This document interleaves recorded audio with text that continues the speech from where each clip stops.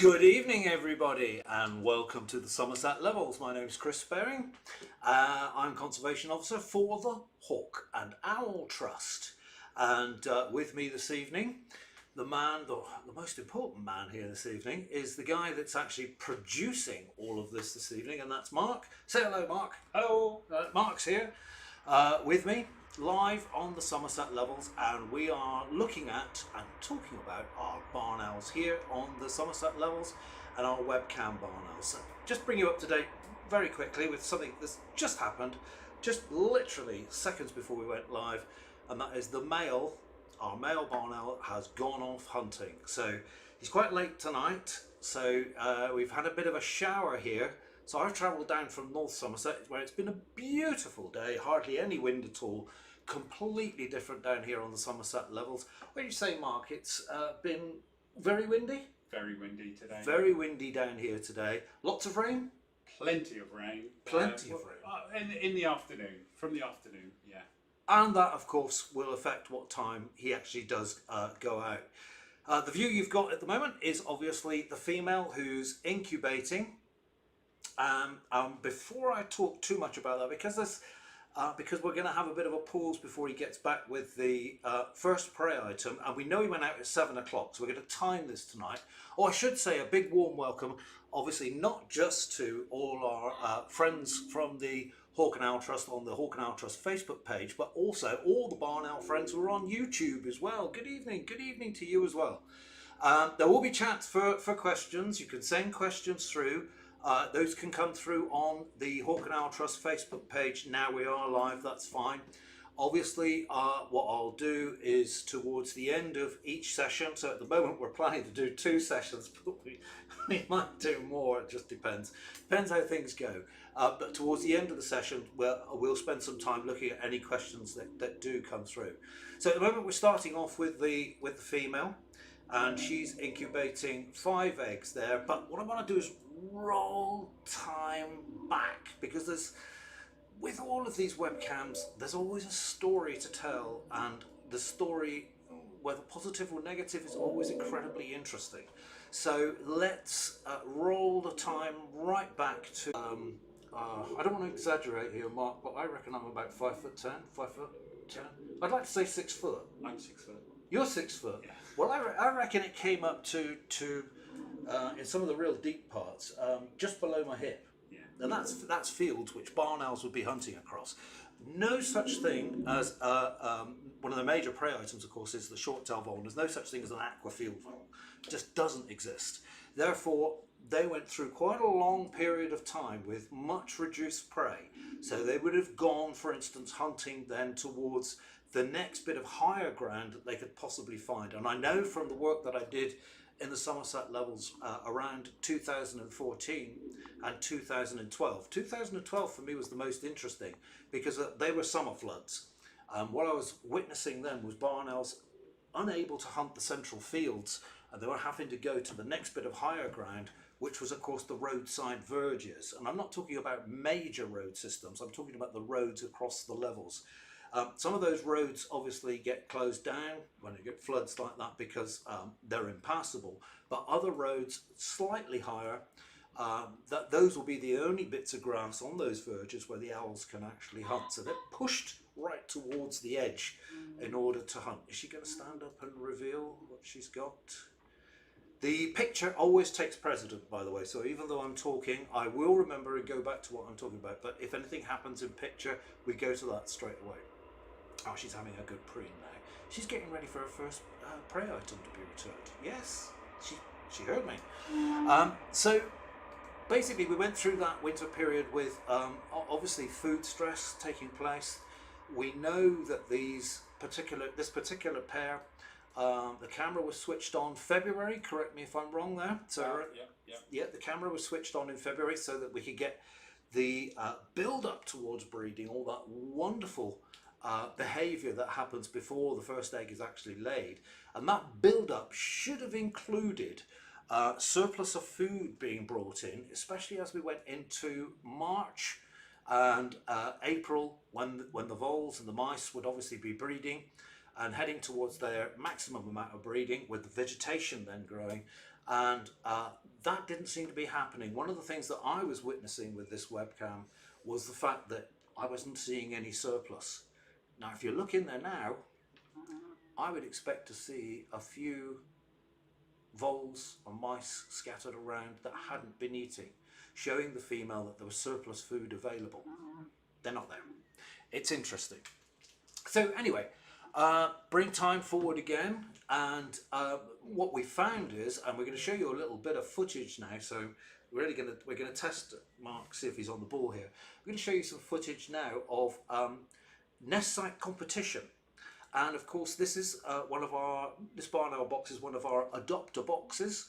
And if you want to look at our adopter box scheme, go to our website, www.hawkandowltrust.org.uk, and you'll see our adopter box scheme there. But what you're going to witness now when Mark plays this is classic competition for nest sites. So basically what that box mimics is a hole in the tree. And of course, we don't have older trees anymore. Because of something called health and safety, a lot of our older trees are removed, particularly if they're near properties or near roads. And the box really can come into its own. So that's boxes for owls, boxes for small birds, boxes for bats, etc. It's all incredibly important because it's compensating for something that's actually not there anymore for these particular birds. And you get an idea that everybody wants to get into this box. I think I saw a couple of weeks ago a line of stock doves along the new perch, all waiting to get in, not realising that there was a female barn owl in there who was probably also waiting for them to come in. But what Mark's going to show you now is some classic competition for nest site. Do you want to roll that? And I'll talk through it. So here comes the female, the male's inside. Now watch this. She's she's quite anxious there. She's looking around. Watch her face. Watch her face. There. There. Coming in.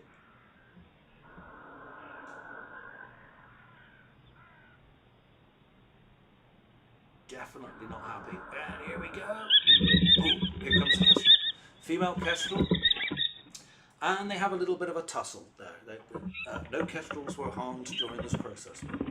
But basically what you see there is classic competition for holes in trees, nest sites, etc. So the type of birds that would nest in holes like this, kestrels will go into these boxes quite readily. I found kestrels in our barn owl boxes before now, and obviously we do make special kestrel nest boxes for them, but they don't read the labels. We also get jackdaws in these boxes as well, and jackdaws can be an interesting issue because of course they bring sticks with them and they can literally stick up the bottom of a box, and so we spend quite a lot of time removing the sticks after the nesting season's actually over. Grey squirrels can also use this as well, and I've even had small birds in there. I've had great tits and redstarts as an example as well, and robins. So there's great competition for these boxes. So obviously we put up a lot of these boxes across the whole country. We've got an array of adopter boxes right throughout the whole of the country, and we monitor those every single year. So that's the bit where it starts to get really interesting. We had that nest site competition, and then from there obviously these two owls settle down and there was time when they seemed to have a surplus of food, and it was really interesting. It was the time when it got a little bit warmer, not so much rain, and a surplus of food started to appear. But then that suddenly stopped, and even at that process where she stopped, Mark, she started laying eggs. So what we got from her was 5 eggs, and what I've got here, if I can get to it, should be the laying dates for those particular eggs, and I will just read those out for you. So the first egg was actually laid on the 14th of the 4th, that's the 14th of April. The second egg was laid 2 days later on the 16th of April. I'll run through these because I think this is really important. The third egg was laid on the 19th of April. The fourth egg was on the 21st of April. Then we have a little gap before the last egg is laid on the 25th of April. Now the incubation period for each of those eggs should be 30, 31, 32 and a push days. Now from that, if you look at what the date is today, it is the 19th. So our first egg of the 14th is now well overdue. And I think we have to be honest and accept the fact that that is not going to hatch. The second one, which was laid on the 16th of April, is also probably not going to hatch. I think we're over time for that. So what we're looking for now is the third egg, which is actually due, if we think about a 30-day period, should be due today, tomorrow, and a push the next day. But oh, she's going to get up. Let's go to the picture. Get a bit of a wing stretch. Saying that, if there is a young one underneath there, it will be the first one. So she's going to preen. Could you just move just slightly? No, she's not going to, is she? So anyway, I think we've lost the first and the second, but obviously we've got the third egg now to think about. And it's really interesting. So with everybody watching online, what I want you to think about is this. I've talked about, I'm typically English, I've talked about the weather. So whenever something like this happens, we always try to think of multiple things that have actually happened and why this has happened. Clearly, what I'm not seeing and what we should be seeing in normal circumstances is the amount of food. That doesn't seem to be there. What I'm really interested in is that we know he went out at 7 o'clock. Ah, there we are. There's the eggs. Still 5. No sign of... I'm trying to have a really close look now. See if any of them are pipping. I didn't get a long enough look, I'm afraid. So really what we want from him tonight is to find out the time he went out, which we now know is 7 o'clock, virtually 7 o'clock on the dot. We want to know what time he gets back. And the reason why I say that, it's a kind of like a time and motion study. So when he goes out hunting, he's most likely to take the first prey item for himself. If this is the first time that he's been out, it'll then be the second prey item that he brings back. I'm not saying that's always the case. It's just from my observations, the first prey item he gets is for himself. The second one is for the nest. That one then should come back. So I want to know how efficient he is, and this is not casting aspersions on him at all, because it could be a habitat issue. I want to find out how long it takes for him to get back with that first prey item. Now I know we've got a huge audience on YouTube as well, who give fantastic information on this pair through their chats, and I call it more like a diary of events of what's going on, and I think that it's brilliant, isn't it, Mark? Oh God, Absolutely. community is amazing. The community that watch this are incredible. So what I want to do is task you people to now keep an eye on this pair. I want to know, for example, what time the male goes out hunting and what time he gets back. So we know the first one could be quite long, but how long will be the second hunt? How long will that be? So what I'm not saying is he's eating and then relaxing. What he'll do is eat, he can swallow it whole, and then what he'll do is get up and start hunting then straight away for for the rest of the nest. So if you could all keep an eye on that, that would be amazing. That would be really, really good. And we'll start to build up a picture of what's going on here. I know a lot of people have been concerned at the fact that they haven't hatched yet. I think it's probably related, well, here we are, speculation again.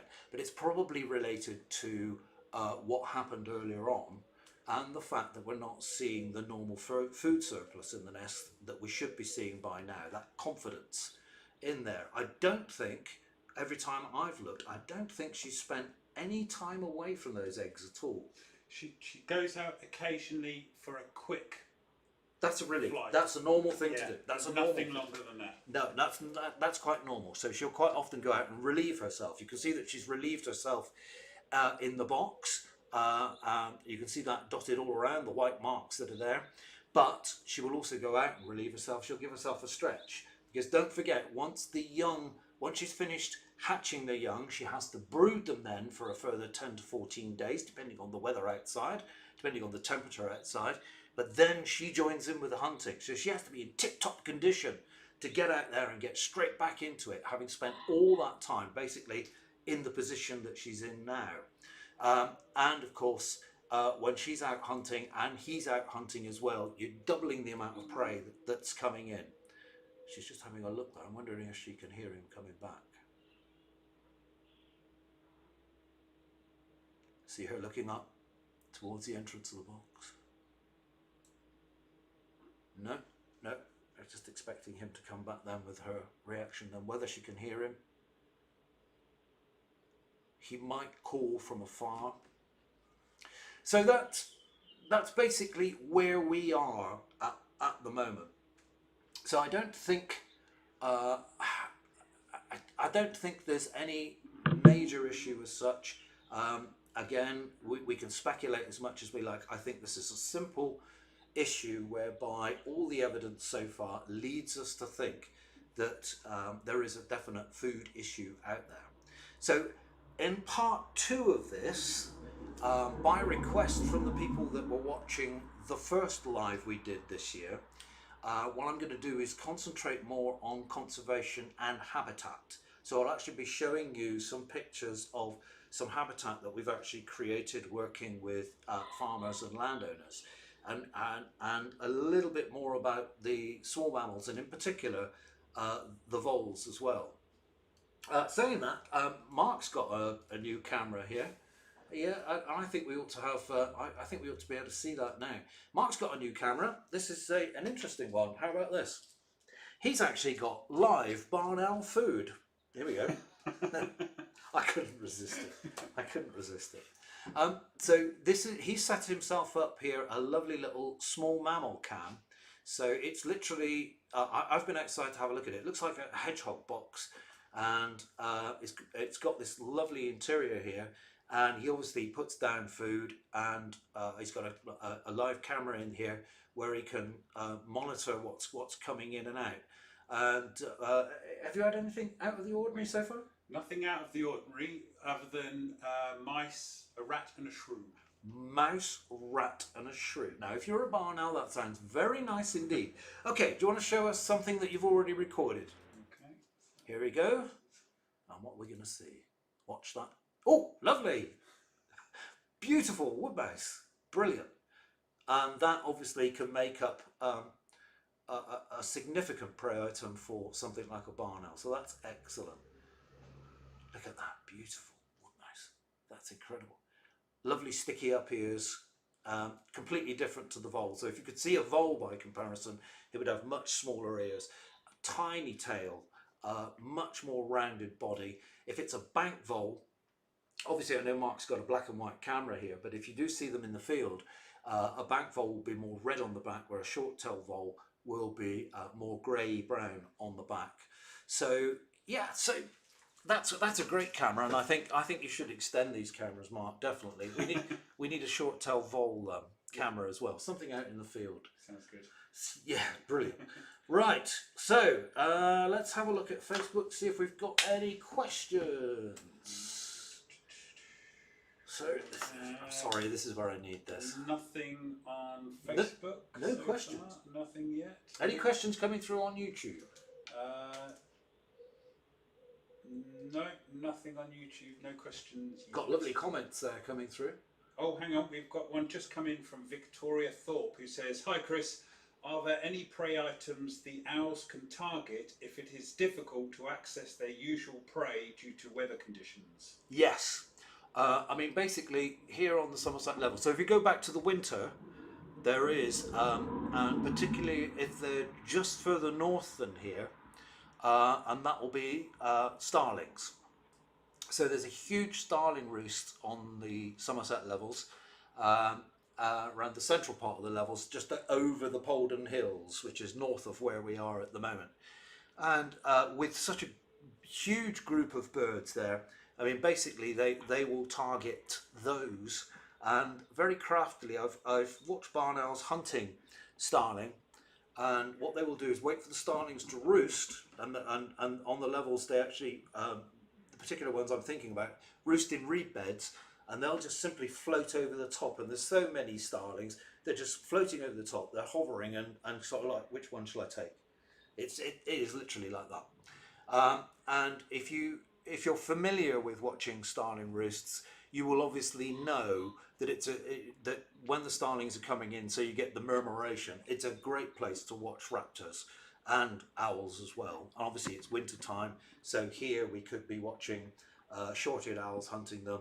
We could be watching barn owls hunting them. Around the edges of the reed beds, it could be tawny owls. But then, of course, you've got the diurnal birds of prey as well. You've got sparrowhawks hunting them, female sparrowhawks, forgetting all about their rivalries with each other, and literally pushing the starlings around. Peregrine falcon as well, and of course the marsh and the hen harrier. And I'm talking about here on the levels, not anywhere else. And I'm sure those of you that watch murmurations around the country will have lots of stories about that. So there is other things they can turn to. As far as other mammals are concerned, yes, towards the edges again, they will be catching more bank vole, and as Mark showed us, that beautiful wood mouse. They will catch common shrew, and something that was really interesting, something that I was studying right back in the early 1990s, was the difference between, for example, catching a shrew and catching a short-tailed vole. And what I was monitoring was the amount of shrews and the amount of voles going into, for example, a nest. And I could predict when a pair were going to start getting into trouble. And that was simply because, if you can imagine, here's the shrew and the vole. If the shrews suddenly overtook the voles in consumption, I could predict there was going to be problems ahead. I could predict, for example, that male barn owl would have to start hunting literally 24 hours a day. And that's quite simply because the common shrew is so much smaller than the short-tailed vole. So food value, let's give the short-tailed vole a value of 2 to the. I'm picking this out of thin air. So let's give it a value of 2, whereas something like a wood mouse would probably be 2.5, and a bank vole would be around about 2. But a common shrew will be down around about 1 or 0.5. So it's got to make up that weight loss, and that's what causes more hunting. And the problem when they come in to do more hunting is they themselves, as hunters, begin to get stressed. So the larger prey items they can take, much better. Now they can take young rats, not prolific rat catchers, and certainly can't take the really big ones, but they can certainly take adolescent rats, and down here on the levels they can take adolescent water voles as well. There's a site which is probably about, I would say about 8-9 miles away from here, which one year was taking up to 8-9% of its entire contents in the nest as water vole. Specially protected. I had a word with the barn owls, but they just wouldn't listen. But when they're taking that prey item, that would be worth a 5. So that goes up again. So that means less hunting trips, less stress, if you see where I'm coming from. And that's why I think it's so important to have this discussion about habitats when we come to part 2. A couple more questions coming in. Oh, good. Moazar on YouTube says, seen them eat carrion. Any chance of that here? That's a really good point. I've not witnessed that, but I'm pretty sure. I'm just thinking there are 2 instances of such a good question. there are two incidences of them taking fish out of osprey nests. And that the only reason we know that is because of these wonderful, brilliant webcams. They give us so much information. And I'm trying to think of. There is examples of tawny owl taking carrion off the road, but again, it's what drives the bird to do that. Are they already in food stress and thinking, "Crikey, I've got to do something"? So, I suppose, given the ultimate, yes, it's possible, but I don't think it's common, and I'm saying I don't think it's common. So until we actually record it in more detail, study it in more detail, I don't think we really know, but I definitely know that they do from the information that has come from osprey platforms. And fish as well. I mean, goodness. Okay, question from Isaac, age 6. Why do owls sick up their poo? That's a great question. Okay, so let's look at the bottom of this box, and what you can see is probably scattered around are thumb-sized objects. Some look black and shiny, others are grey. So what you're looking at there is what we commonly refer to as owl pellets. So when, for example, I've already described our male barn owl who's out there now, if he catches a prey item, he doesn't want to share that prey item with anybody, and he's likely to be watched. It's still daytime out there, so there could be gulls watching him, there could be corvids watching him. By corvids I mean crows, magpies or anything like that. Even that pesky kestrel, which was trying to get into their box, could be out there. And there's lots of photographs on the internet of kestrels trying to pinch voles from owls as they're carrying them around. But if it's for him, what he can do is swallow that down in one go. Now, obviously, there are parts of that prey item, once it's swallowed that, that it can use for energy to keep itself alive and maintain its body condition. But there are parts of that prey item that cannot be used. So what I'm referring to there is if we could grab one of those pellets and physically open it up, the actual pellet casing, it consists of nothing more sinister than fur.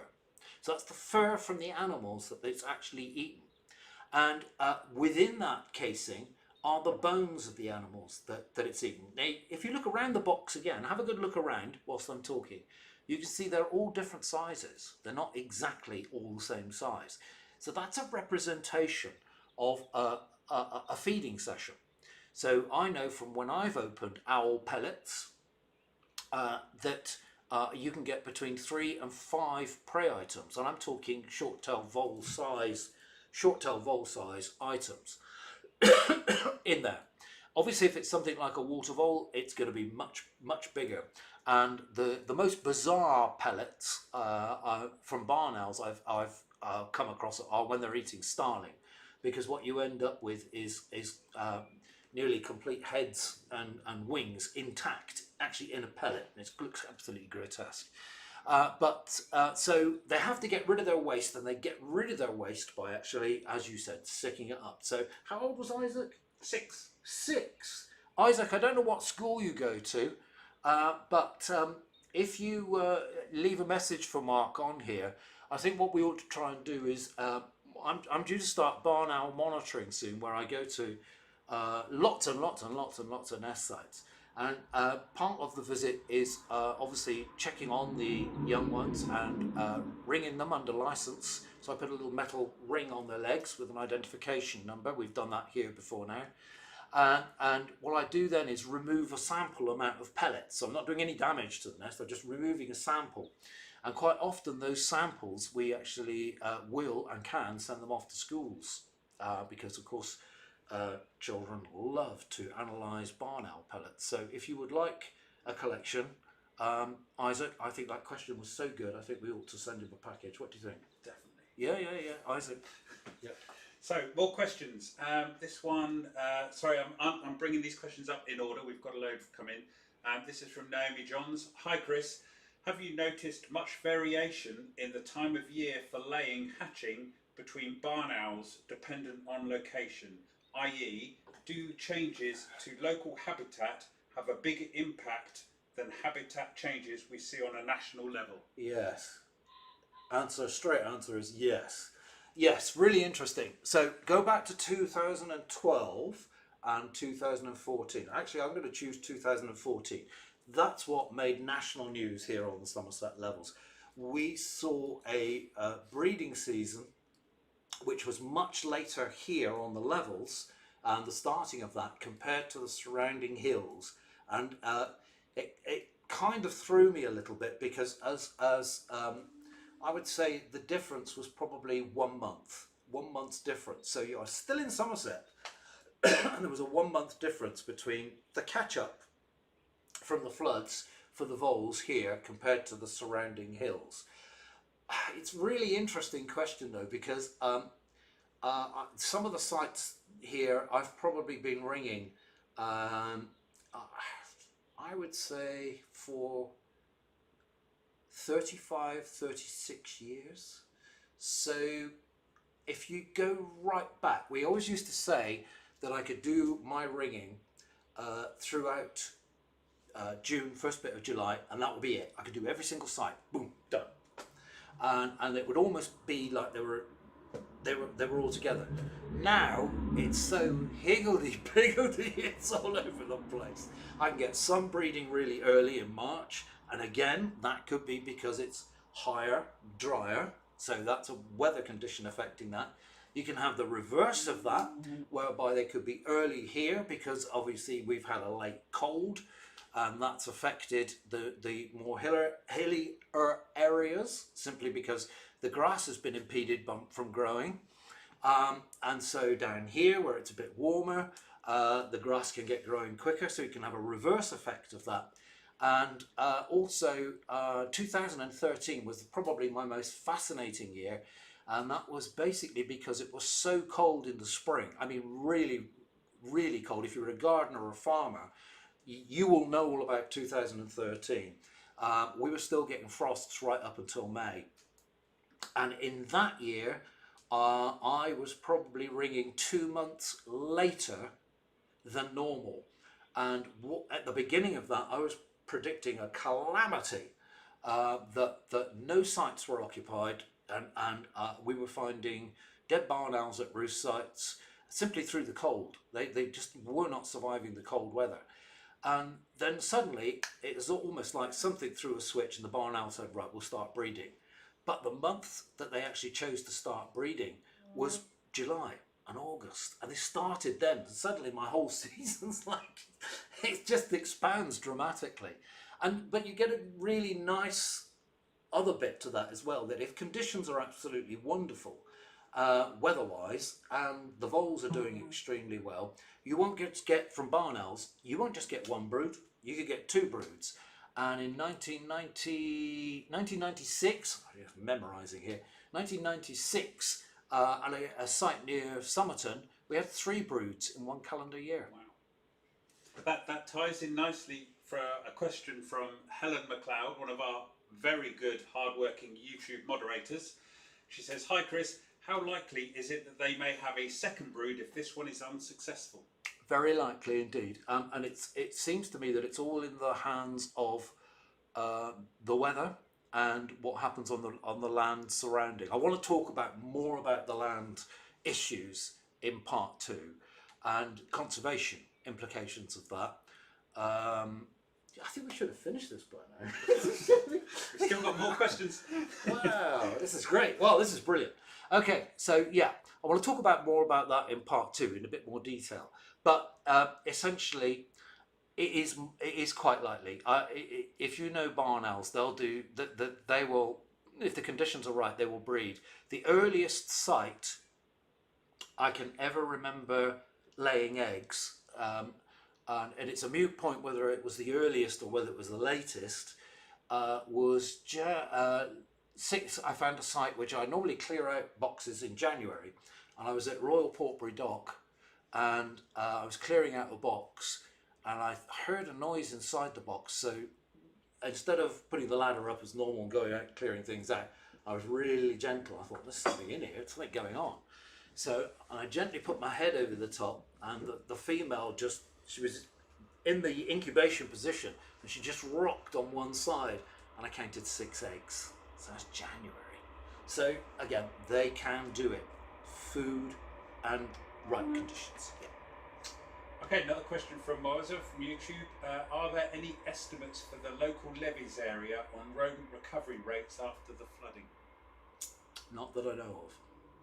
Not that I know of. No. No. Okay. No. You'd be talking about major sample surveys. I have vol plots. So I have various sites, low ground and higher ground, where I go to give myself an idea of what the voles are actually doing. And I would say at the moment, is why I'm semi not surprised at what we're seeing here, is that the voles at the moment on the lower ground are slow to respond, and on the higher ground things are slightly better. They're not brilliant, but they're better. And of course all that depends on weather and land management issues. Okay, question from Philip Glatt. How come the Somerset barn owls are so active in terms of hunting during the day? We saw them hunting in the past months into the late morning. Again, I'm not at all surprised. It can be a food stress issue. So if there's not enough food, you will see, if you watch this constantly, if you watch this webcam constantly, you will see the two of them together, and then suddenly she starts chuckling to him. She starts, I call it giving him grief. And that's because she's getting hungry, and she's saying to him, you really need to get out and get me some food. And after a while, he'll be slow to respond, but after a while, he'll respond and he'll go out. And it's exactly what we saw before we went live, isn't it? Yeah. She started chuckling at him. He was kind of like, yeah, I could do with another hour, actually. No, that wasn't good enough. So she starts to move towards him, and he says, okay, I'm off. It's really fascinating. Oh, I've got to tell you, on the back of that, what's suddenly come in my head is 1991 from Royal Portbury Dock. I had an incredible observation of a male that went missing. So this particular pair of barn owls, there's no cameras around at this stage. I don't think there's any webcam. No, there wouldn't be any webcams at all. It's too early. But basically, what happened is that we were close monitoring this site, and at Royal Portbury Dock, and the male went missing for 2 nights, and we really got quite worried. And on the 3rd evening, the female came out hunting. So she's got dependent young, which she's feeding now and hunting for on her own, and she's flying up and down this field, and suddenly she lets out this almighty scream, and almost does a sparrow pursuit straight into this ash tree, and out the other side comes the male barn owl. She's found him, and he's having a sneaky sleep. Get out and get hunting. And he did straight away, started hunting. That's it for the questions for now. Brilliant. Okay, I think what we'll do is we'll break for now, and we'll have part 2. When do you want to go live again? I don't know what time it is. It's just coming up to 20 to 8. 20 to 8. Well, that's brilliant. Okay, I hope you've enjoyed this so far. Give us some likes. Can they do likes on YouTube? Yeah, they can do likes. Let's have some likes on the Hawk and Owl Trust Facebook page there. I hope you've really enjoyed this. And don't forget, in the second half, we're going to go into more detail about habitat creation, and look at land management issues as well. And maybe look towards the future, and what the future holds for barn owls in particular. Obviously they're the subject, but we'll look at other things as well. The other thing I want you to think about is that we've talked about barn owls in terms of this spring, what they've been up to. Have a think about what's been going on in your garden, and the reason behind this is what's going on in my garden. So I've lived in my current abode since 1993, and we've got part of our garden, you would call it a rewilding site, put it that way. There's small bits, but there's huge bits which are left completely wild, and in the past wildlife has responded to that and done extremely well. But this year something really interesting has happened. For the first year ever, We've got no great tits breeding, no blue tits breeding. Blackbirds have failed. I could go on. Dunnocks have failed. I'm just wondering if is this isolated? Is this my garden? Or have you noticed a similar thing?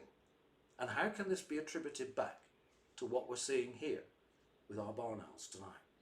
Have a discussion online. I will have a look at what you're saying. Hope you enjoyed the first half. We'll be back for the second half as soon as we've had a drink. Just a reminder, don't disconnect. The stream will stay running. We'll just restart after the break. Hope you enjoyed it. Keep the likes coming. Bye for now. Oh, it's just doing me hair. Right, welcome back. And as our female barn owl just comes off her eggs there, 5. We've got 5 eggs. I am looking as hard as I can to see if there's any pipping taking place. Nothing at all. So we predicted that obviously the first 2 have definitely failed to hatch. We're looking to see if the 3rd egg, which is due today or tomorrow, of course, but no signs of a start on that. Not that I can see. I'm really trying to look as hard as I can in there. And the other news, of course, since we've been gone, Mark and I have had a quick look outside at the wonderful view that we've got here across the Somerset levels, and we've been wondering where our male has gone and what he is up to, because he went out at 7 o'clock. It is now here 2021 British Standard Time, British Summer Time, and he is not back.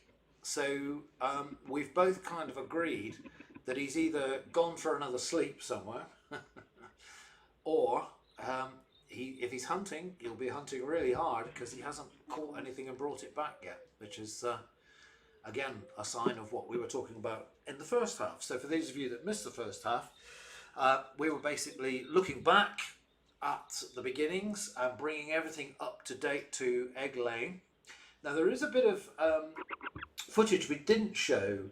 I've suddenly thought of this. There's a bit of footage that we didn't show which I think might interest you, and I'm going to ask Mark if he'll call it up now, because there are other barn owls in the area, and I don't know if people can remember from the first live, those that watched the first live, me talking about the importance of singletons. So we've got a pair and there will be singletons around, and of course there will be other pairs not that very far away. We are in the Somerset Levels, which is one of the major strongholds for barn owls here in the United Kingdom. But you watch this, because as soon as this happened, Mark, because he watches these birds all the time, knew straight away this wasn't our male. Have a watch.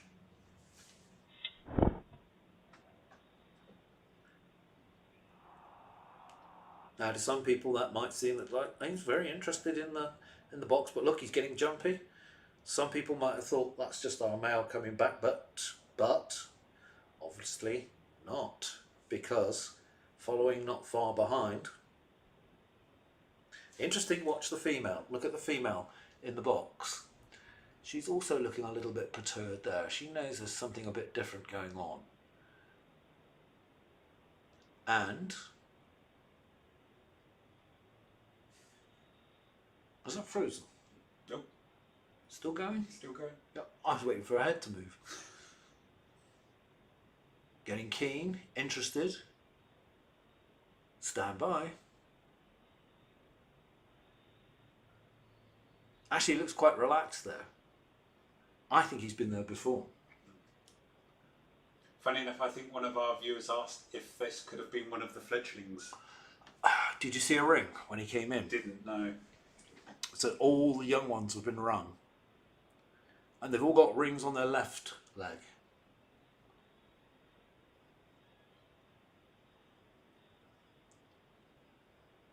So he's looking down. He looks quite relaxed there, doesn't he? It happens quite suddenly.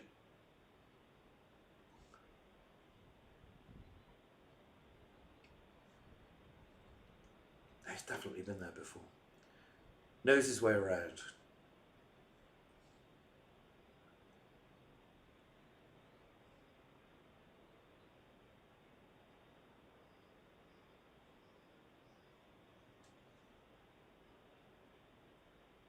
You're not watching a live footage, you're watching what is a piece of pre-record that Mark did. And here comes our male. Boom. And he's got prey item, and he is not happy. You hear him scream there, straight to the box, straight in with food, and a lot of chatting there. Basically reaffirming bonds, passing food, and at that time looks like she's on 3 eggs. Yeah, 3 eggs there. So she's not finished laying. But that's fascinating.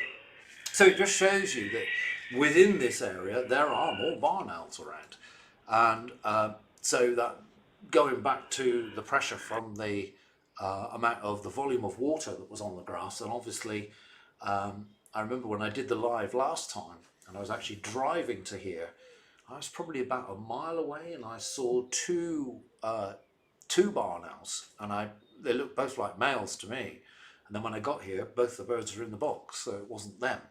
So it's quite interesting that the density of barn owls in an area like this is can be quite terrific.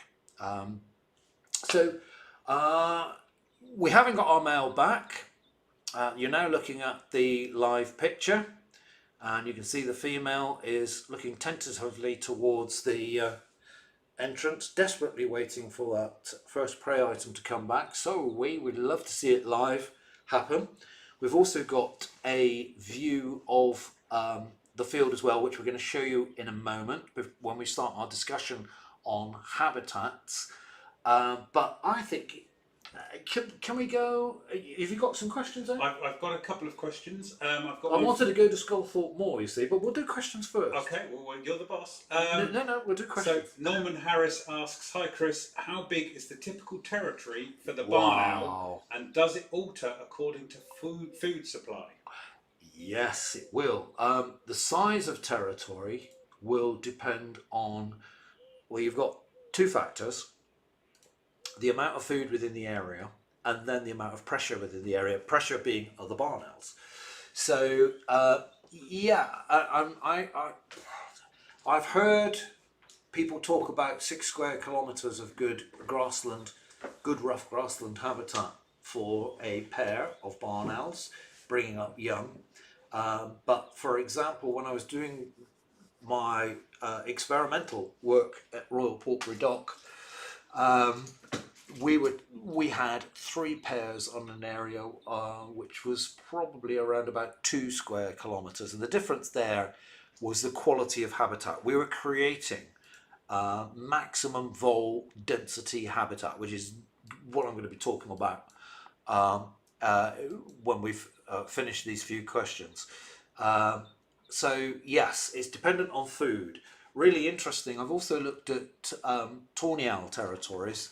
And I've got what I call the 30 woodland study site. So I go to 30 different woodlands to look at tawny owls. And in most of them, I would say the average is about 2 square kilometres per pair being able to rear young. It's average, because basically then what you need to bring in over the top is pressure. So again, food pressure and pressure from other tawny owls. In urban areas, I tend to find, and my study base for that is a couple of sites in Bristol and my hometown of Portishead, and I tend to find them operating over wider areas, so much bigger areas than they would do in woodland.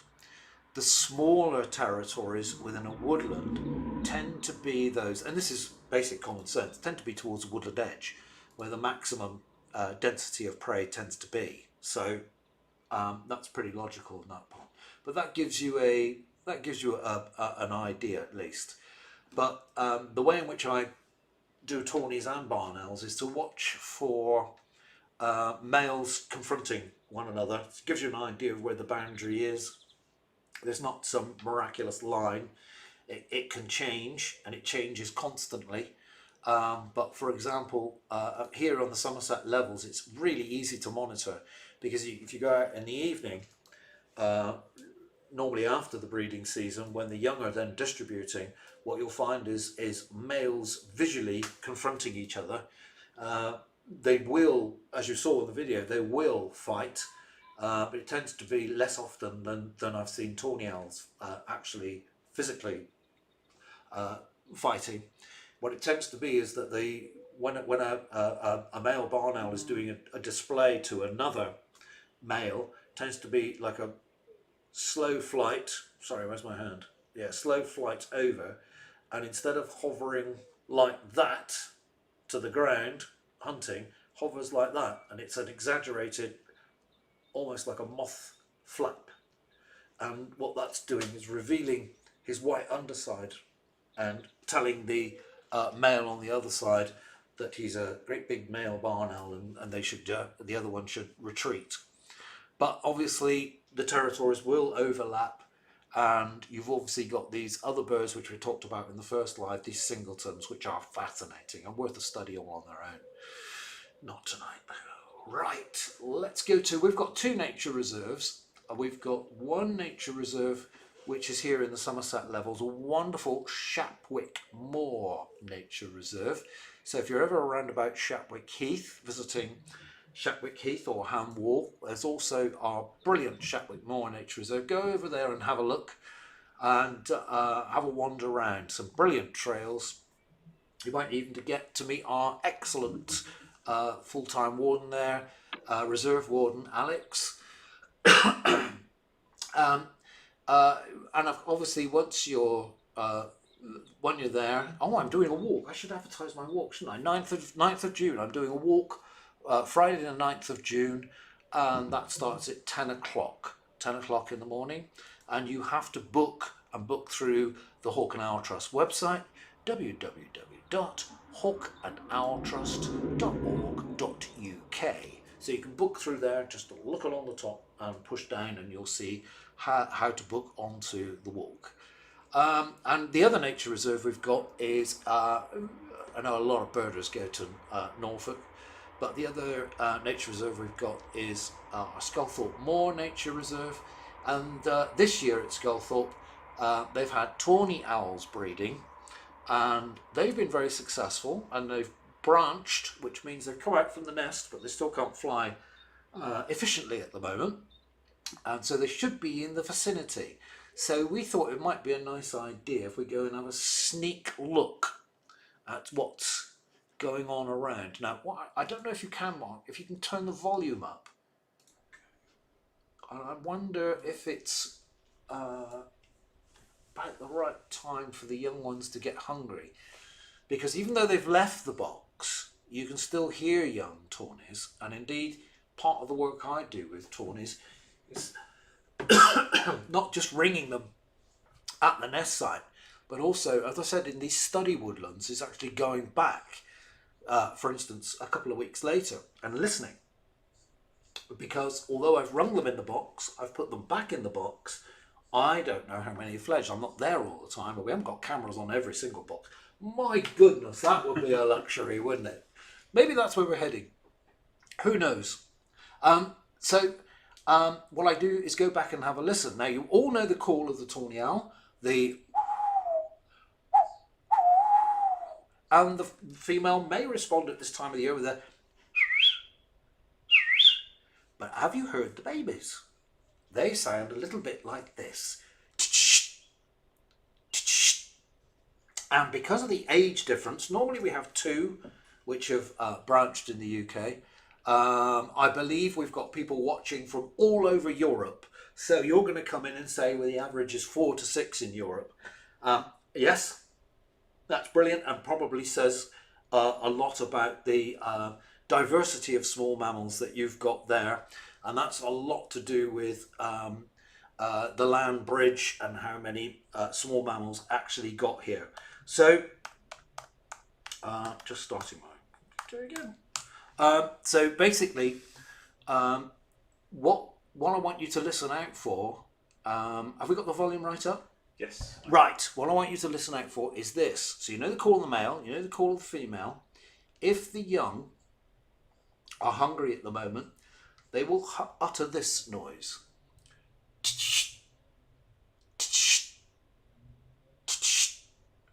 Now I can't hear anything, but I know Mark's got his headphones on. So we'll just have a little listen. Maybe talk a little bit more. I can talk a little bit more about tawny owls. So the majority of the prey, if you look at where this box is, this is in a wet woodland, and the majority of the prey here,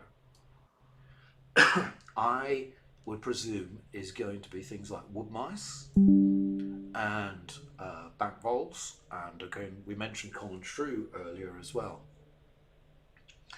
And have you got anything? Nothing there?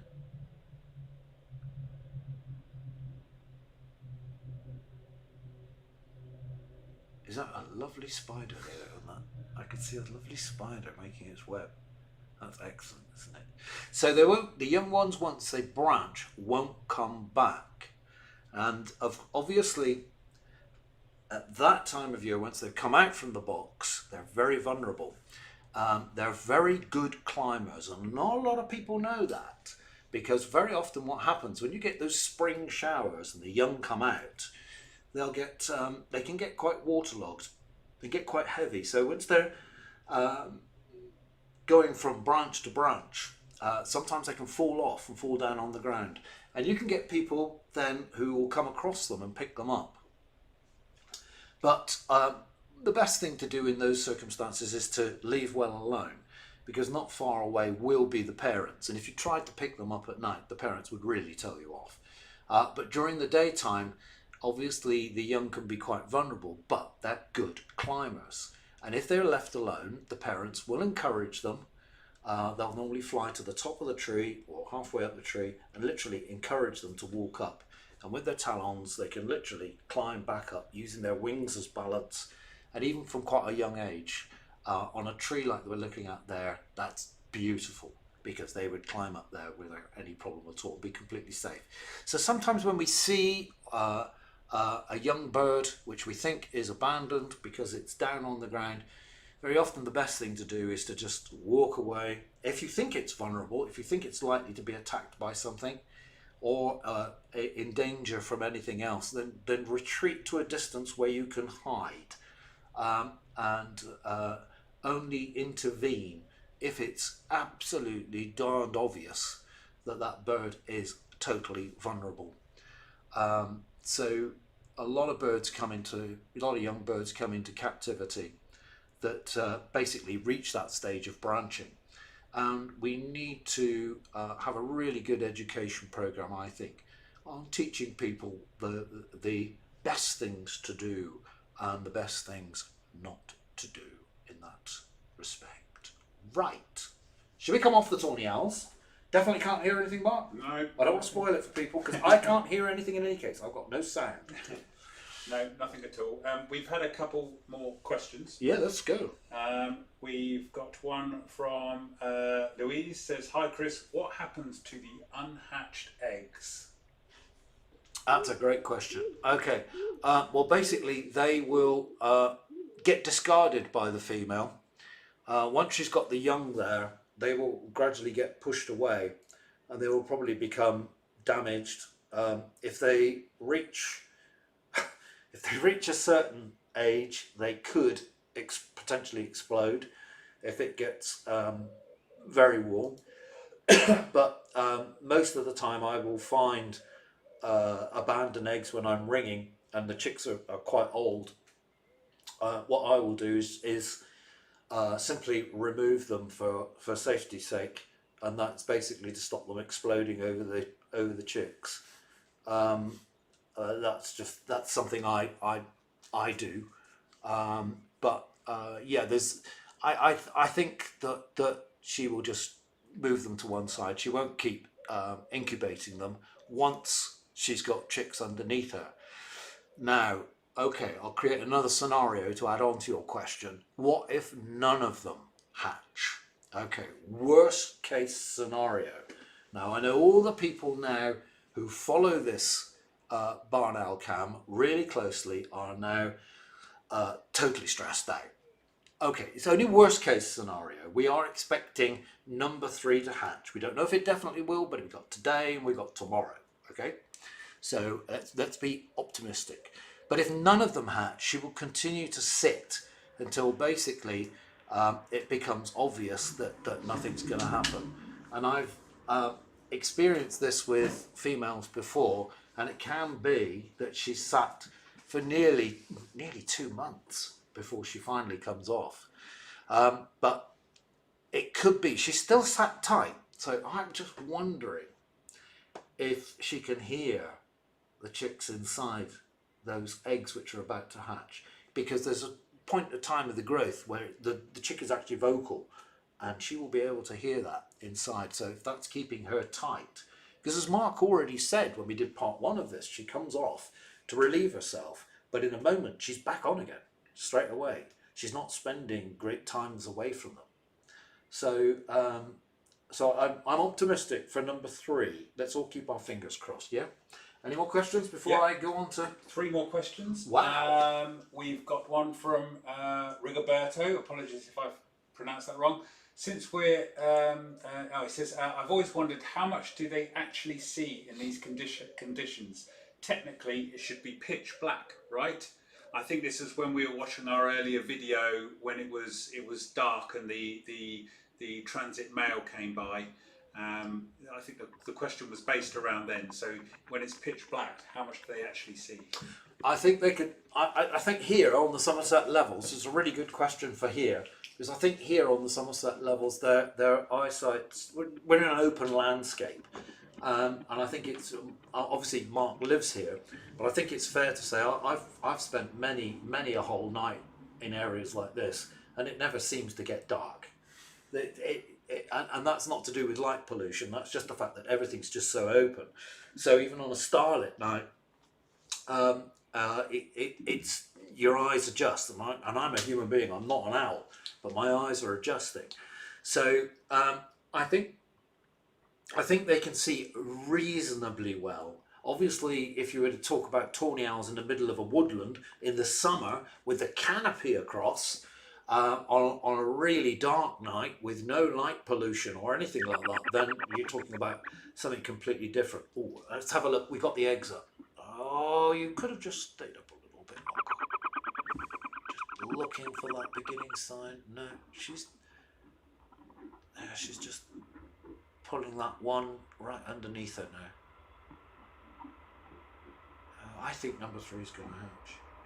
I think number 3 is going to hatch. She's just, it's just that she's so tight. That's what's giving me that. So yeah, back to your question. So for instance, if you create that scenario with that male that was there, obviously as our male is approaching from the back, he's pretty angry when he's coming in. You can see that, and the other one's a little bit like kind of like, I've got to get out of here. I've got to get moving. So obviously they can't hear each other. I think they can see each other pretty well. And that area where the nest is, it's not a woodland. So it looks like a woodland, but it's not a woodland. It's still fairly open. Not as open as the surrounding habitats, but it's still open enough that they're gathering enough light in to create that image. You can still see that shape through there, and he knows that shape. So I think the vision's much better than mine, but I'm suspecting I would see the shape as well. I hope that answers the question as best as I can. Okay, more questions coming in. One from Mozart. Does the Hawk and Owl Trust keep records on rescued owlets and for I'm not sure what that I is for each year to follow trends? Basically, do you keep track of rescued owlets? No, we don't. Very good point. But we have, we know local rescue centres. So, for example, if I have a lot of dealings with an organisation, I'm a patron as well of Secret World Wildlife Rescue. So very often I will talk to the people down at Secret World, which is at Highbridge, not very far away from here, and basically gauge what's coming in. So I suppose in a way we kind of do. Obviously they log everything in. They keep very good records of what they get in and what they release, and they ring everything that they release. Totally efficient system. So I would use them as a kind of gauging what's happening with the amount of young birds coming in to them. And it's something that I must do with other birds as well, because when I finished the first half, obviously, I set you all a task to talk about how you thought the season was going so far for your own areas and your own gardens. I see we got some wonderful, absolutely wonderful comments coming back. So just to recap on that, in my own garden, for example, complete failure of great tits, complete failure of blue tits for the first time. Blackbirds are present, but have not bred. That's fascinating. Robins, by now, normally they would be on second brood. Nothing at all. Dunnocks, we would normally have young, 2 or 3 at least bouncing around in the garden, literally bouncing around in the garden. Nothing at all. And it's a most peculiar year for me. Now, I mentioned Shapwick Moor Nature Reserve earlier, didn't I? On the Somerset levels. Hawk and Owl Trust, wonderful nature reserve down there near to the village of Shapwick, well worth a visit. But I was down there the other day talking to Alex, our full-time reserve warden down there, and we had a lovely walk and a discussion. I think we'd been out and about for about half an hour, and I suddenly said to Alex, "This is really peculiar. I'm down here on the Somerset levels. I'm down here amongst all this wet and all this vegetation, and do you know what? I haven't been bitten." It's interesting. Mark and I have just walked up to big drainage ditch where there's lots of vegetation. I would expect to be bitten. I would expect to be doing this talk now peppered. Nothing. Isn't it interesting? So what we're seeing with our barn owls here could be part of what's going on as a much bigger picture. And I noticed Mark and I had a quick look at some of the comments coming in from other countries as well, where similar things are playing out. So it is interesting what's going on. We're seeing this driving down of wildlife through weather and basic habitat depletion. And I think we're basically on a cusp of getting into our next subject here. It's leading itself in absolutely perfect. Do you want to leave the rest of the questions? Looks like there's loads coming in. Yeah. Great, brilliant, excellent. And don't forget, the box you're looking at is part of our Adopt a Box scheme. And if you want to adopt one of our boxes, what you get is you get a newsletter, and you get information on what's going on inside your box. There it's come up. Mark, you're a star. Look at that. As if by magic, there it is there. You can sign up. It makes great Christmas, birthday, Valentine presents. Makes great Valentine presents, actually. For young or for old. And, of course, for schools. I know lots of schools which have taken out boxes. And some of those schools I actually spend time talking to. And it's been one of the wonderful things about lockdown was the fact that I got to do Zoom talks for schools which were not just in my area. I could talk to a school, for example, in Scotland. I would never go up to Scotland and do a school visit from Somerset. That would be just too far to go. But what the lockdown did was allow us to have Zoom, and I even did a school talk. Can you believe I did a school talk in France? I actually did a school talk in France. Fantastic. And they actually spoke better English than me. It was just incredible. But we can do it. And obviously, Adopt a Box is full of education. So do sign up for our Adopt a Box scheme if you're interested. And of course, the money that we raise from our adoption scheme actually goes towards our conservation effort, some of which you're going to hear about in a moment. The other thing you can do is join the Hawk and Owl Trust membership. Obviously, that's available through the Hawk and Owl Trust website as well. Look, he's going to do it again, isn't he? You're just too good, mate. Yeah, you are. You can join the Hawk and Owl Trust online. How about that? Totally efficient. And obviously, again, membership helps us to keep going. You receive our wonderful Peregrine newsletter, which you can get now online or posted. You have that choice for that. Do consider our Adopt a Box scheme or membership scheme. Right, let's rock and roll, shall we? Let's rock and roll into habitat. Mark, can you give us a view of a field which is very close to our barn owls? And just before you do that, can you swing back to the nest just for a second? There she is. So what's the time? Let me look at the time. We're now at 20:50. He's been out 1 hour and 50 minutes. No sign of him. If he comes back whilst I'm talking and we're showing something else, don't worry. The live feed takes priority. We will always go straight back to it. Okay. Right. Can you show us a field close to the nest site? There we are. Isn't that beautiful? The sun is just about to set on the Somerset levels. The wind has dropped, and most evenings, I would say, up until tonight, they've gone off really cold, haven't they, Mark? I mean, cold so much so that you don't just want to put a jumper on, you're actually grabbing your coat. But tonight, it's a bit different. Tonight is much warmer out there. And we're just having Mark's doing a quick scan to see if there's a barn owl hunting there in the distance.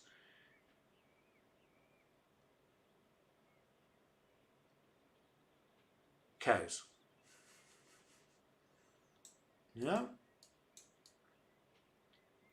I wonder where he is. I'm convinced he's gone asleep.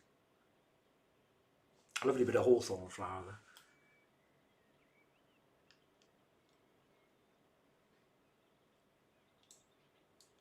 So let's look back at our field, Mark. Our field that's just right in front of us. So we're looking at fields which are further away there, and we can see that the management of those is slightly different to this one. So this is one of the closest fields to the nest, and you can see this is very rough, and this is classic where I would go looking for short-tail voles if I was a barn owl and if I was me as well, doing a survey with them. And the way I tend to do it is I don't use traditional Longworth traps. I tend to do ground searches. So I want information as fast as possible. So what I'll do is I'll walk across there, I'll drop down in the grass, part the grass, because the short-tailed vole tends to operate on the surface of the ground. So it needs that length of grass in order to protect itself.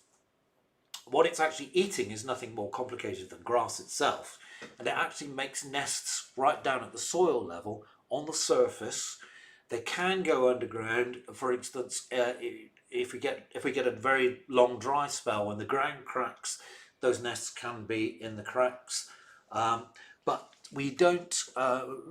Majority of the time, they're nesting on the surface of the ground. The bank vole will make little thumb-sized holes in the ground, and Mark and I were looking at those on Mark's lawn here. So I've already encouraged Mark to create some wonderful vole habitats here, which he's going to consider.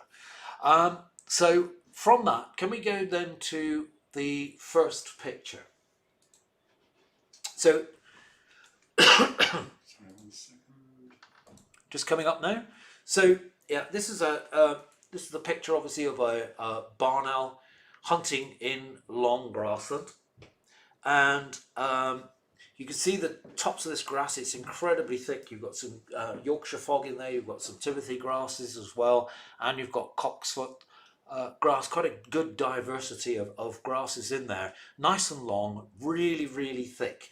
So for example, this is one of my study sites, and in here I literally do 10 paces across the whole thing, and 10 drops, and I will find, I know within this habitat, when it's good, it's 100% coverage. So wherever I drop across this field and look for evidence, I find fresh evidence. And that gives me a really good clue as to what's going on. And the byproduct of that is I can sit back and I know there's going to be barn owls there at some time. It's just obvious. Sorry, I'm going to start my computer again. So that gives us what the optimum habitat is. Now you may think that grass is so thick and so long that the barn owls will find it very difficult hunting through there. But we've done a lot of work on this at Royal Portbury Dock, where we were allowed to grow grass as long as we want, cut grass. We were allowed to do lots of different things on many different fields. We didn't find that. We found that the owl was perfectly adapted for going straight into the long grass and able to catch the voles. The interesting thing is, if you can go to the next one, you're looking at a very old picture there of the Royal Portbury Dock area, and what you're seeing here is different classes of grass. Now these are my classes. They're not something you will find in a book. The book hasn't been written yet. So basically you're looking at class 2 grassland for voles, class 3 grassland for voles, and a class 4 grassland for voles. My classes. The one missing from that is class 1. So what am I talking about? Right, easy to start with class 1. Class 1 is your well-maintained lawn, okay? Bowling green. Class 2, which you can see there running along the top, this is grassland which is can be cut twice a year and left to regrow, and so that has a percentage of voles on it. But for example, using the drop down method to actually find the voles, what I'm finding is probably between out of 10 drops, 3 and 5. That's all I'm getting there. So I'm not getting 100% coverage across that. And interestingly then, we get to class 3. That grass has been left to grow. You can see how green it is, but that grass has been left to grow for 2.5 to 3 years. And what's happened is that the grass grows, it lies back, grass grows, lies back the next year, and it does the same thing. See, what you've built up is a dead mat layer, and it's that dead layer of grass where the voles are very plentiful, but you've still got the green shoots, and that's what's showing through there on the class 3. You've still got lots of food there. That's where I'm getting my 100% coverage. Then you've got that class 4 grass, and that's where you would generally look at that and say, wow, there's going to be loads of voles there, look how rough that is. And actually when you get in there, they're really difficult to find. Basically, that's where it's gone over the top. So you've had all those layers of grass over years. So you're talking about 4 to 5 years worth of growth there. I think that was 6 years of growth there. You've got scrub coming in. You can see bramble coming in. You can see bramble spreading there. And so what we need to do is to manage that, to take it back to where the voles are plentiful. So I'm literally doing drop searches across that class 4 grassland, and I'm finding it really difficult to find evidence of voles within there. That's because there's very little green shoots coming through. There's plenty of cover in there, but there's just no food for them to eat. So it can look brilliant, but it's actually not. So what I would actually do in that, I would want to retain some of that scrub, by the way, because I think scrub is a very, very important habitat for a whole host of other wildlife. It's a much forgotten habitat, and so I would encourage some of that scrub. But what I would do is just literally take the top off of that grass. So what I do is take that class 4 to a class 2, take the top off completely, leave 15 centimeters standing, not a centimeter more or less. Thing is, with nature, of course, nothing ever goes by rules and regulations because it's always changing. So yeah, but around about 15 centimeters, 6 inches in old money.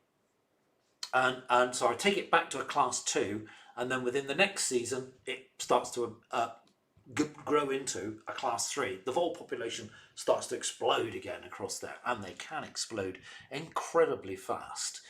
So, did you understand all of that? Is everybody happy? Can I have a thumbs up on Facebook? I'm waiting for a thumbs up on Facebook. Moises says, this is neat. This is neat. So getting a big thumbs up. Right, what about Facebook? That was YouTube, wasn't it? That was YouTube, yeah. Yeah, anything on Facebook? We got an interesting... Oh, we got a like. That's all I want. We got a like. That's all I want. Brilliant. That's all I want. We'll do questions afterwards. Okay. Okay, let's move on. Move on. Rock and roll. Okay, so how do you take that then out into the farmscapes? Oh, he's back. He's back. We stopped the feed. Excuse me. Yeah, you might be back, but you haven't got any food. Or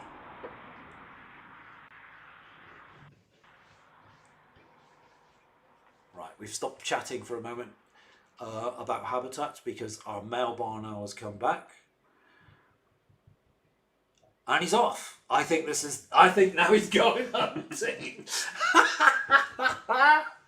Had a snooze. Oh, he's had a rest, hasn't he? That was brilliant. So that's exactly 2 hours. We're at 2100. Right, we'll count that now that he's gone hunting. So now what we'll say is we'll time him from there, from 2100. When does he get back? That will tell us an awful lot about what's going on in the surrounding habitats. Right, back to the chat. Thank you very much. How do we take that into the farmscape? Now, obviously, first of all, we've got to respect and understand that in the greater farmscapes, I'm not talking nature reserves here, I'm only talking about the farmscape, where the farmers and the landowners are. We've got to understand straight away that basically the farmers are doing a job. If we want food on our table, the farmers have got to produce that. So in the 1980s, when I first started visiting farmers, basically I went in with that motto, that respecting what they do, but how could I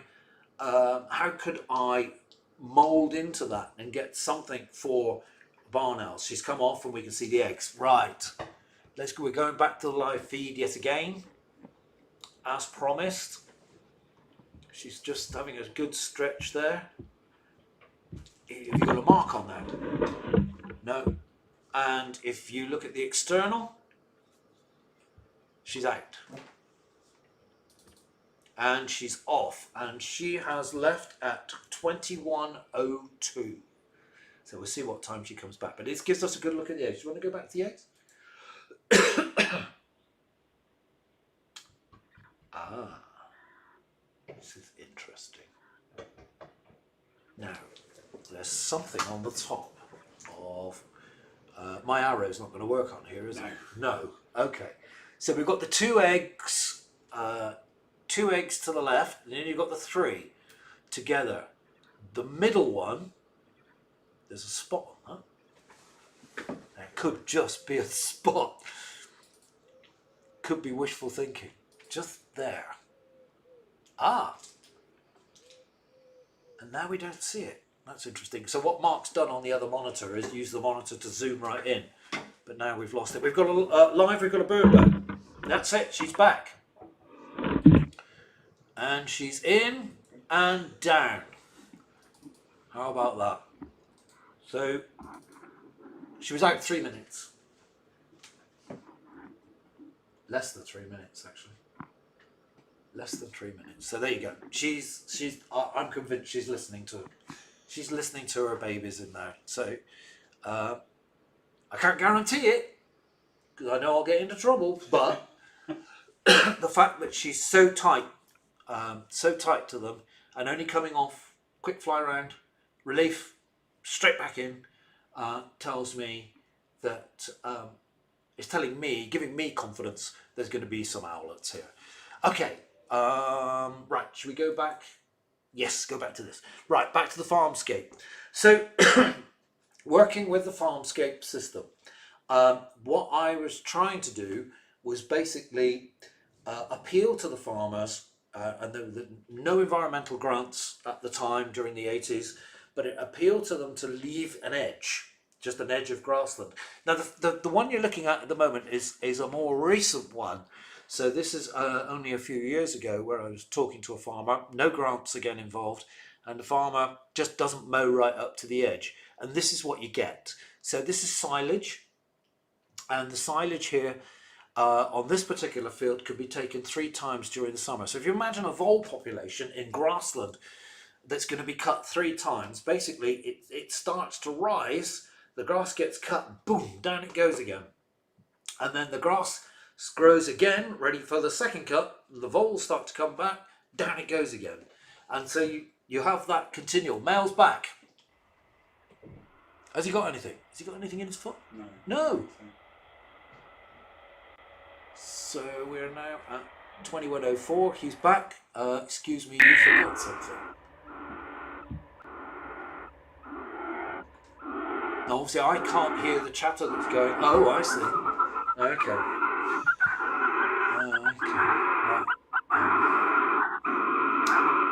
Is this all good? Yes. Yes. I'm just going to let this happen.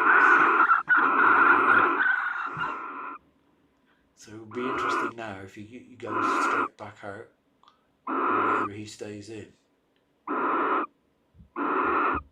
No, he's not getting anything for her.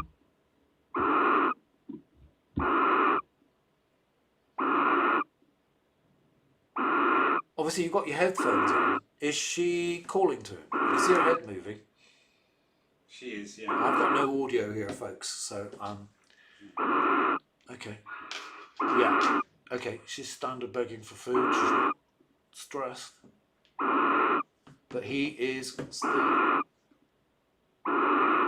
Is there something out? That's a bug on the camera. Oh! So it's huge shadow. Right, well, let's put them back to one side because it looks like they're settling back down again.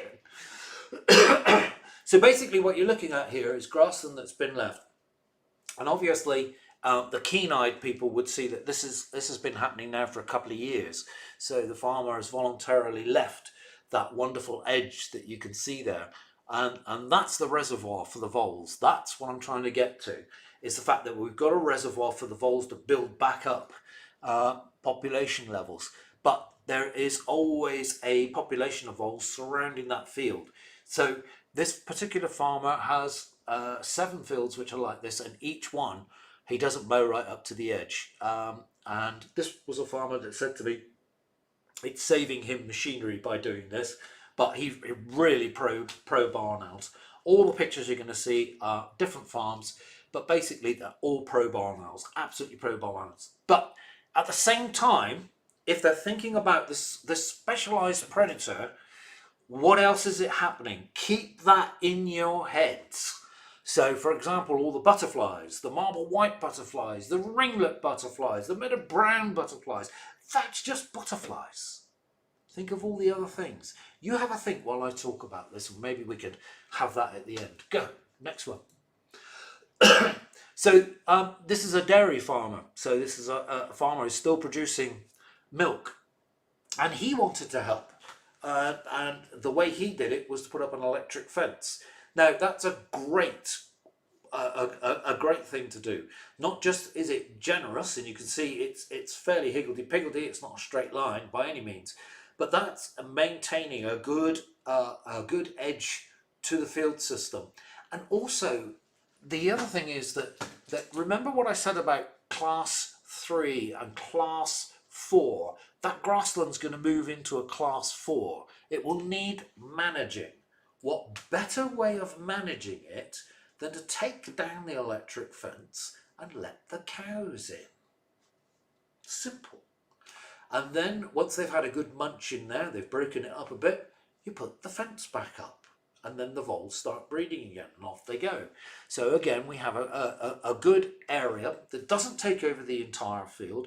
It's a good edge and it's absolutely teeming with small mammals, again with butterflies, fairly close to water this, so it will have lots of insects in here. It will be attracting dragonflies. At night, there'll be a lot of moths there. They'll be rising up, and that will be attracting, obviously, some of our other mammal friends, the bats. Right, let's go on. And this is another silage field again. This was very generously left. This one's been left for a few years, so you've got quite a mixture of flowering plants coming up here as well. But again, it emphasizes the fact that it can be done. And there's going to be tremendous pressure on our farmers, without a shadow of a doubt. We need to produce food. We need food security in this country. We see it happening now, obviously, with situations happening in Europe, and of course all around the world. We'll need our farmers to produce food for the home market, so they will come under pressure to produce more food. And of course, I think one of the ways forward is to look back at what we did in the 80s and 90s and what we still do, and to actually inject some of that back into the farming system. And again, open communication, dialogue with farmers on an individual basis is the best way to get things done. Talking is great. Working together is superb. As a species, when we are working together, we are devastating. When we're working separately and arguing all the time, it's just awful. But this system here is something that I worked on in the 80s and the 90s and still work on today. And a lot of it is done with farmers that voluntarily want to leave things. I think they should be fully compensated, and that could be achieved through, obviously, government. Next one, please. And going on higher ground here, you see this barn owl sat on a dry stone wall.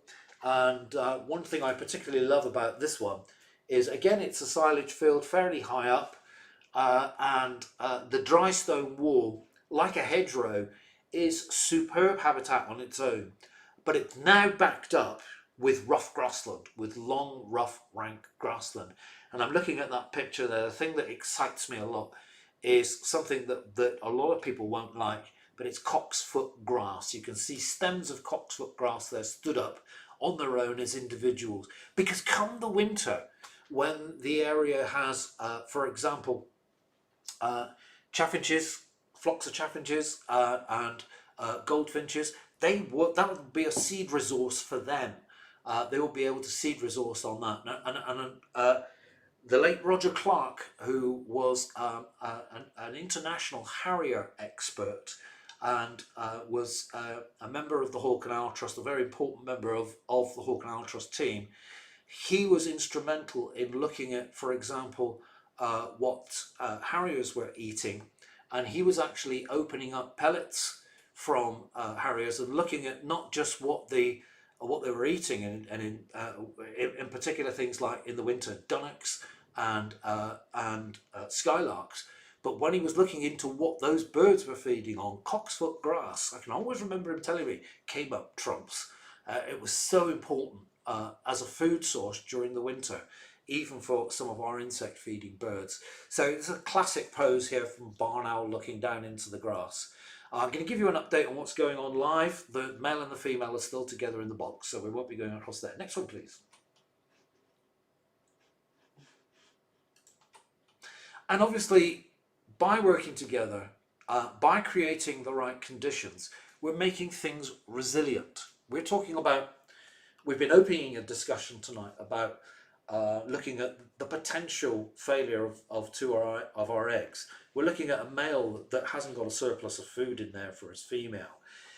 We talked about our gardens, didn't we?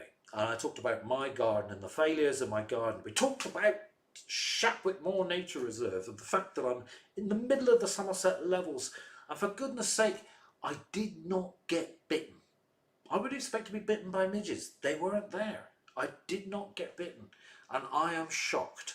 And so we're looking at all these things happening and scratching our heads wondering why, and looking at the pressure on the land that surrounds us for whatever reason. The mail is just going out.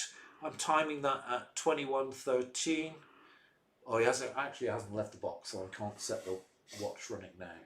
Sorry, you've actually got to go for me to set the time running. He's very happy, isn't he? He's very contented. He's chilled. I think he might have fed.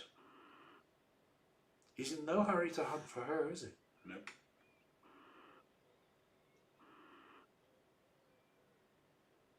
Yeah, no, that's one relaxed bird. I think he's fed. Cheeky. Okay, let's go back to that. We'll finish off that. If anything happens, we will go back live again, but he's just stood there on one leg. So we need to make ourselves more resilient, and we need to have habitats in place that are be able to take the knocks from, for instance, some of the climate change issues that we're seeing, some of the weather problems that we've got. We need habitats to be ready, in place, and working for all of our wildlife. And I think barn owls are a wonderful example. They're once you provide something for them in conservation, they respond. And even if the weather knocks them, you know they're going to come back. They've got something to come back to. And so if we can be more resilient with our habitats, and obviously at the same time with our food structures, with our farming, then I'm sure any problems we will get through. But obviously there is a lot of pressure, not just on our farmlands. There's also the other landscape, our city parks, our urban parks as well. Look at how we manage those and how we can manage those better. But then there's also, as already discussed, there's our gardens. I mean, how many hectares in the United Kingdom would you have if you stuck all the gardens together? And I'm not trying to tell anybody to stop gardening. I'm not trying to tell anybody to get rid of your formal lawns. I do it the same as I did with Mark just now outside. And you tell him what I said to you. You said basically to discuss it with my wife and do what works for us. Yeah, exactly. That's the way forward, leaving an edge. So for example, we've got formal lawns here at Mark's place, and all we need to do is just ease up a little bit, and that will mean wildlife will automatically increase. I've seen it happen in my garden. It is achievable, and we can have blips like this year, but everything is in place. Everything is ready for when recovery comes along, and recovery will come. And so if we put everything together, the last picture here is very apt indeed, because there you're looking at the success from last year. Once everything is in place, once the habitat is ready and providing enough food, we will get these bigger broods out from these owls. And I think that is a testament to what has happened here. Did you enjoy that? Was that fun? Do you want to go to questions? Yes. Sorry for putting you on the spot there. No, that's okay. That's good. Okay. I thought it was good fun. I was reading questions and yeah. So we have a question from Roberto. Which Western European owl species are not present on the British Isles? I know that little owls were imported and there's no eagle owls, but are there other species who are not present? Oh, he's off. He's off. He's just left. 21:17. We're just clocking him out. Sorry. It's a time and motion study. This is. Yeah. Local councils do it brilliantly, don't they? Okay. Yes. So we have got, as far as I'm aware, we've still got eagle owls breeding.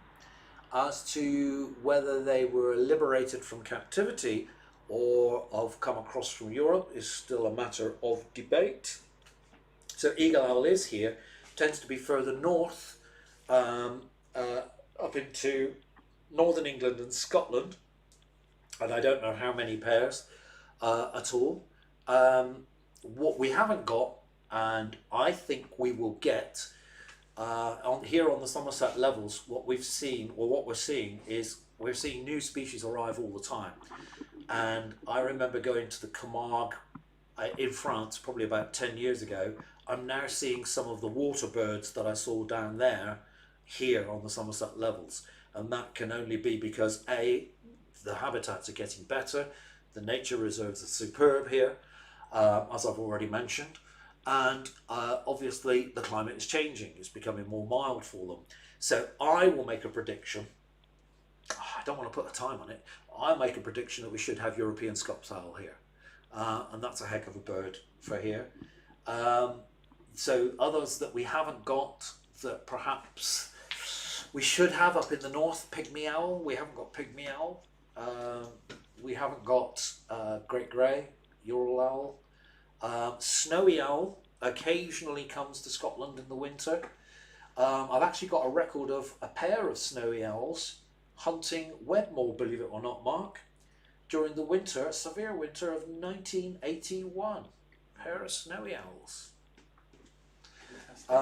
Does that? I hope that answers the question. I've kind of skipped around it a bit, but yes, we haven't got as many owl species as the rest of Europe. I think when I was in Sweden and Norway, I had potential access to 10 different species, 9, 10 species. That was Norway and Sweden, though. So, another question here from Moza. Does the Hawk and Owl Trust also have an outreach program for the local farmers to promote barn owl boxes over rodenticides? Yes, I would say we do that naturally in any case. So basically I do a lot of outreach, a lot of farm visits, and that will definitely be a part of what I do. As I said, with our Adopt-A-Box scheme, which you're looking at here, one of our boxes here is an Adopt-A-Box. So then yes, we are our wonderful box makers up there in Sculthorpe Moor up in Norfolk are making boxes, and we normally have a scheduled time of year when we actually do that, which is autumn. A lot of my time in the next few weeks is going to be taken up, well actually it looks like it's going to be the next 3 months, will be taken up with nest site visits. So potentially I'm looking at visiting between 100 and 200 barn owl sites. So yeah, there's a lot of sites to visit, but yeah, we continue to talk to the landowners, and I love the fact that you've mentioned talking. Talking is so vital. Communications, it's an art form, but it's so necessary, and we continue to talk all the time. In fact, I can't stop talking. This is just one of the things I do. So we've got some information from David Wilkin on Facebook. Oh, David, yes. It says, "Hi Chris and Mark, our female started laying on the 8th of April and laid her 6th egg on the 22nd of April. Wow. Unfortunately, our male disappeared on the 20th of April. They nest in our barn, and I have set up a feed station near to the box, and the female comes out each night and takes food back in. She hatched her first egg on the 8th of May, second on the 15th, third on the 17th, Wow. fourth on the 19th, 2 eggs to go if fertile. Great live feed. Thank you to you both." Well, hello, David. I hope everything's okay with you. That's incredible record. And obviously, what we're talking about there is supplementary feeding. What David is doing there is a direct interfering because there's a lack of a male and it needs to keep going. Obviously, David, my hopes and wishes for you there, and I hope that does have a very successful, sorry, I'm looking at the monitor.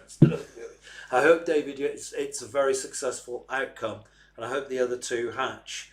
And I know David's he's an absolute pro, so best of luck there, mate, and rooting for your owlets. Great stuff, really good. I think we're up to speed with questions. Brilliant. Well, okay. Well, we've been going since 7 o'clock. It's now 21:23. We were hoping to go live for food pass. So far, we've got nothing. Is there any sign on our external camera of him out there hunting? See anything?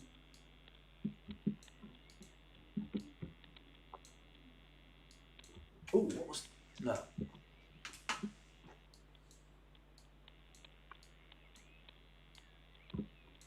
No, nothing. And we're looking at the external camera.